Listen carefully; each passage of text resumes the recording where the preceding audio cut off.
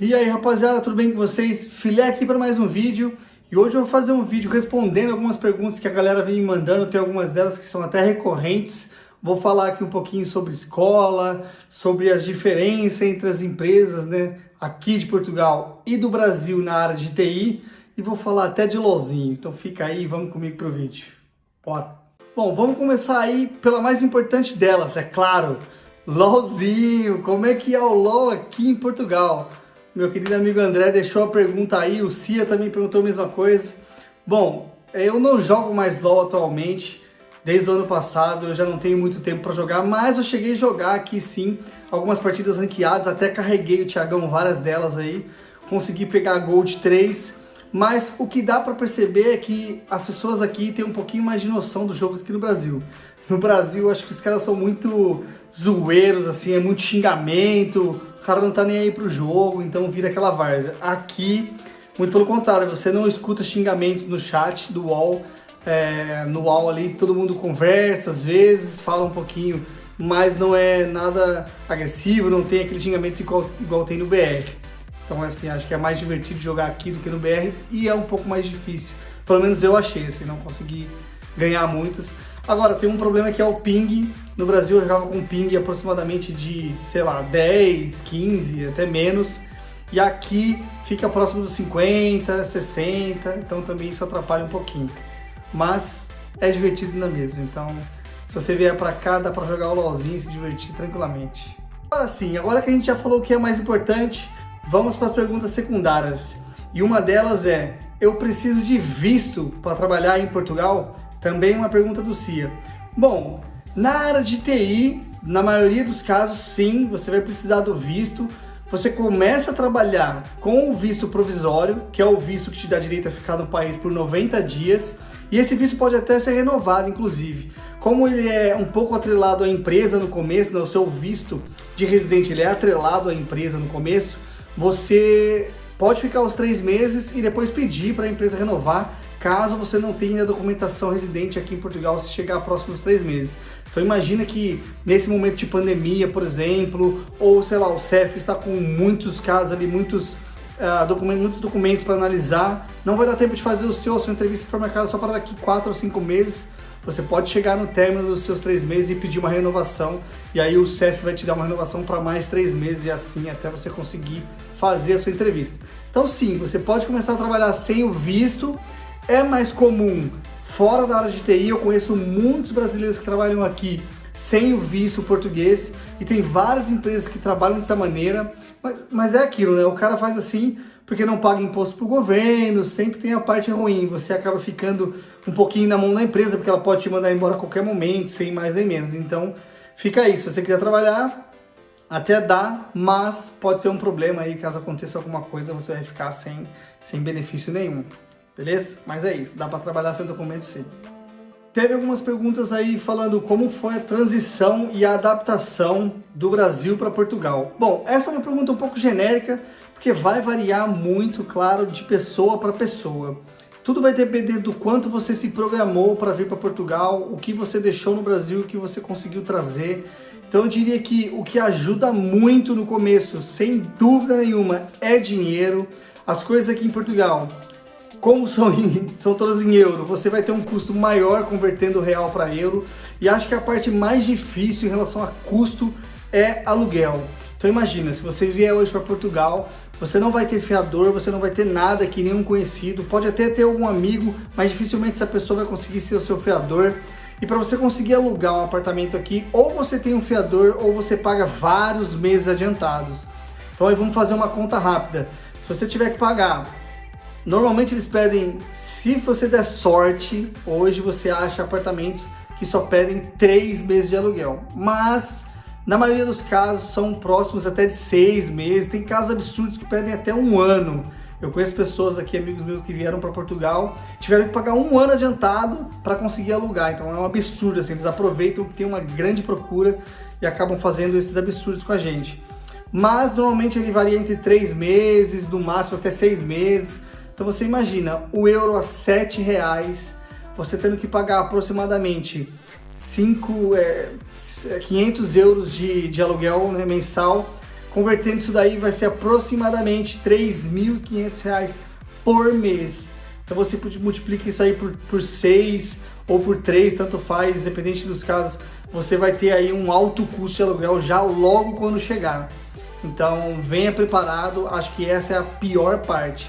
Na parte de adaptação com o país, Portugal também é português, assim como no Brasil, é claro, com as diferenças, né? O português de Portugal não é o mesmo do Brasil, então no começo você pode ter ali uma certa dificuldade com a pronúncia, né? Com o jeito que eles falam e até as palavras que eles utilizam, porque às vezes para falar uma mesma coisa eles utilizam palavras diferentes. Então posso até fazer um vídeo aí, se vocês acharem interessante, deixa aí no comentário sobre as diferenças entre palavras de Portugal e do Brasil. Tem algumas delas que você acaba mudando ali, porque no dia a dia usa muito. Casa de banho, por exemplo, é o banheiro, autocarro é o nosso ônibus, telemóvel é o celular e assim por diante. Tem várias outras, tem algumas que são até engraçadas, mas aí você acaba acostumando. Então no começo pode ser sim uma dificuldade, principalmente se você trabalhar com pessoas da região do norte de Portugal, porque também tem esse dialeto das pessoas do norte. Tem uma pronúncia um pouquinho diferente, falam mais fechado ainda, então você pode ter essa dificuldade no começo, mas no dia a dia você vai se adaptar muito fácil, você começa ali a entender como é que eles falam e depois isso fica natural, não vai ser um problema. No país em geral, os portugueses costumam tratar a gente muito bem, eu não tive nenhum problema de adaptação, de maltratos ou nada disso. Nas empresas que eu trabalhei também fui sempre muito bem recebido. A minha esposa já trabalhou aqui em Portugal também e se dá muito bem, que as portuguesas amam, as portuguesas amam ela e elas falam direto, combinam de ir beber. Então assim, acho que essa parte é mais tranquila, não vai ter problema nenhum. Acho que essa integração entre Portugal e Brasil já é muito antiga, a gente já tem esse vínculo historicamente falando, então não vai ser um problema, tá bom?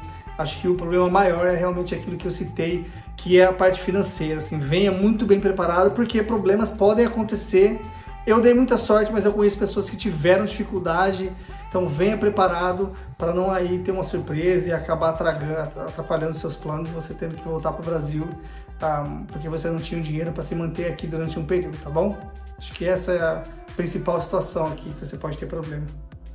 Teve uma pessoa que me perguntou qual que é a principal diferença entre as empresas de TI daí e as empresas de TI do Brasil.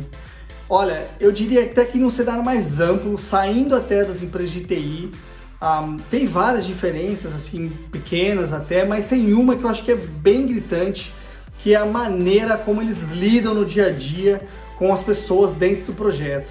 E por que eu falo isso? Porque, de maneira geral, o brasileiro está muito acostumado em receber feedbacks positivos, em ser mimado ao extremo. Então imagina o seguinte, a gente tem muita situação no Brasil de que a pessoa faz coisas simples até, conquista ali, sei lá, o cara conseguiu fazer uma tarefa que era muito simples, o cara está se dedicando a estudar, entender o projeto e ele já recebe um elogio por isso. Olha, é um pouquinho complicado, eu entendo até a situação que você quer motivar a pessoa, mas isso pode ser um tiro pela culatra, porque a pessoa acaba esperando um elogio sempre, e essas coisas, quando são elogiadas demasiado, assim, quando você recebe muito elogio por pouca coisa, acaba não valendo muito a pena. O elogio não tem o poder que ele deveria ter. Então se você recebe elogio para tudo, nada é elogiável, porque tudo que você faz é bom.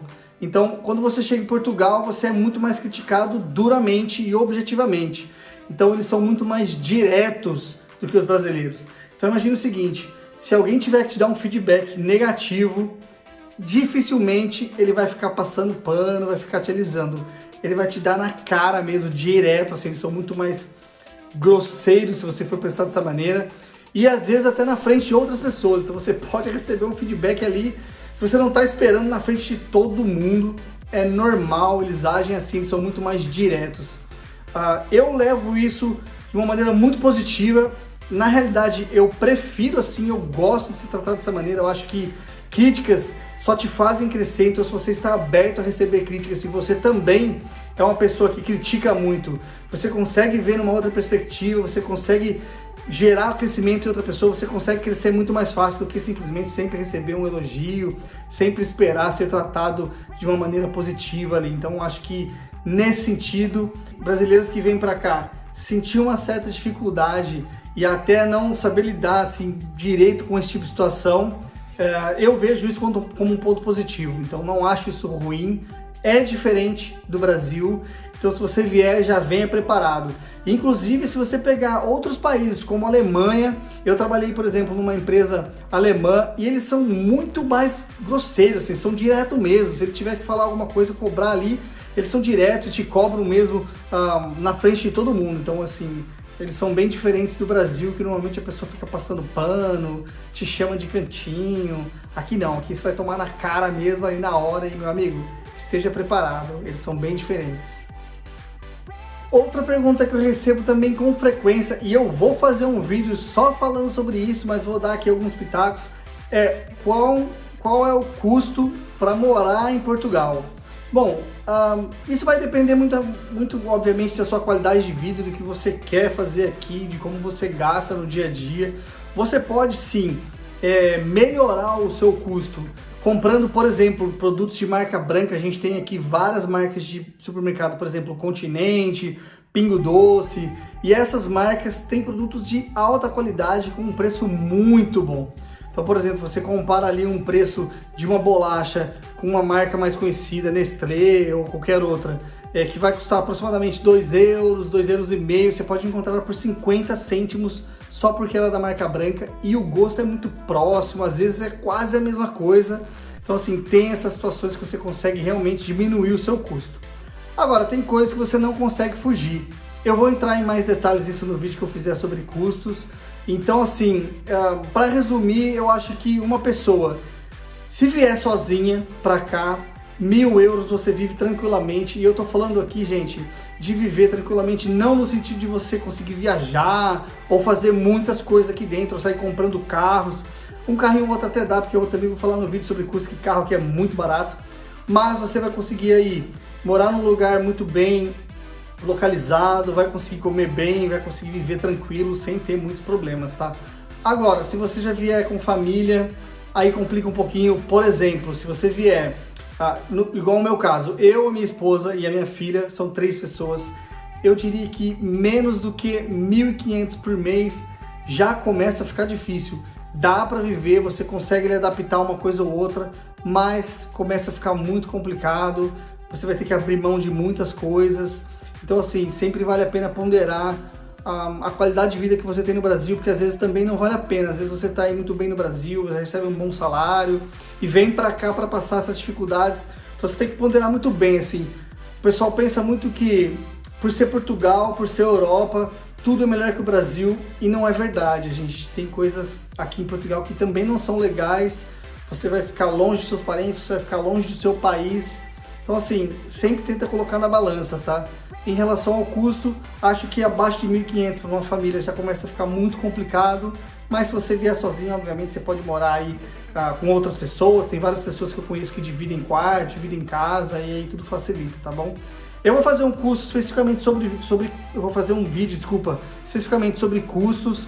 Vou falar ali sobre mais ou menos quanto custam as coisas no mercado, quanto você vai gastar de aluguel em várias regiões do Porto, quanto custa um carro e como é que funciona para você comprar ele aqui. Então deixa aí no comentário se você tiver alguma dúvida, alguma coisa que você queira que eu fale nesse vídeo sobre custos, já vai deixando aí que eu vou me preparando melhor e aí fica um vídeo um pouco mais completo para vocês, tá bom? Então fica a dica aí, se inscreve no canal, fica ligado que esse vídeo vai sair logo logo. Como é o clima aí em Portugal em relação ao Brasil? Qual que é a diferença? Bom pessoal, o clima em Portugal ele é muito próximo na realidade do que é no Brasil. É óbvio que a gente não consegue comparar o Brasil todo, porque o Brasil é muito grande, muito extenso.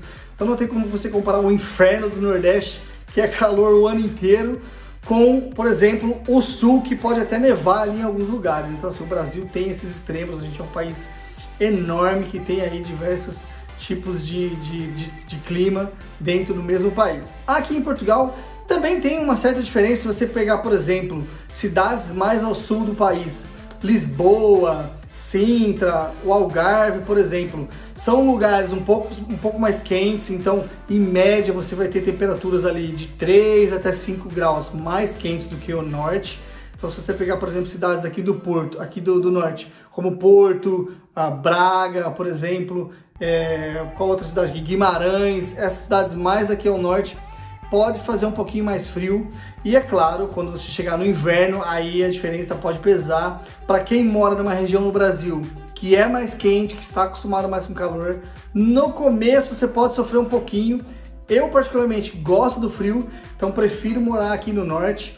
Aqui faz um pouquinho mais de frio sim no inverno. Você pega aí, por exemplo, em Braga, as temperaturas podem chegar a -5, até -6, inclusive neva.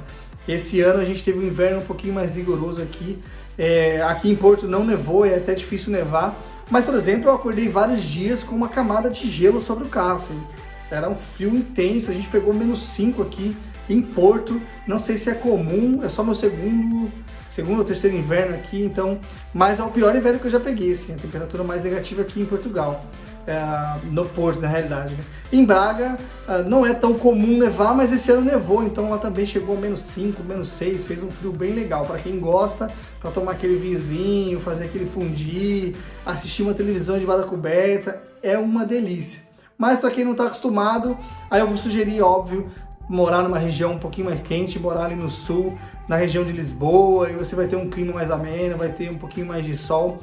E claro, também leve em consideração que no Porto chove muito, então se você também não gosta de chuva, desse clima úmido, só para você ter uma ideia, em meses como novembro e abril, inclusive eles possuem até um ditado que é abril chuvas mil. Esses meses costumam chover demais, assim. O primeiro ano que eu cheguei aqui, eu lembro que em novembro começou a chover no começo do mês e não parou mais, foi literalmente um mês inteiro chovendo. E abril também chove muito. Então assim, a região do Porto ela costuma ser mais úmida, costuma chover bastante, e Lisboa não, Lisboa é mais próximo do que eu tinha ali na região de Campinas, São Paulo, é sempre um pouquinho mais quentinho, um calor gostoso, você vai ter dias mais ensolarados, então fica a dica aí, se você não está muito acostumado ou não gosta muito de frio, procura morar mais na região sul que você vai estar muito bem adaptado. Bom pessoal, o que eu tinha para falar hoje é isso. Dá um trabalho danado criar esse conteúdo, editar e levar para vocês aí para ficar de uma maneira um pouquinho melhor. Então se você gostou do vídeo, clica no gostinha. Se você ainda não é inscrito, eu costumo falar aqui sobre carreira internacional, coisas aqui de Portugal, costumo dar dica de escola, custo e coisas assim. Então se você tem interesse nesse tipo de conteúdo, clica aí no se inscrever, ativa o sininho para não perder os próximos vídeos e a gente se vê na próxima, galera. Um abraço, fui!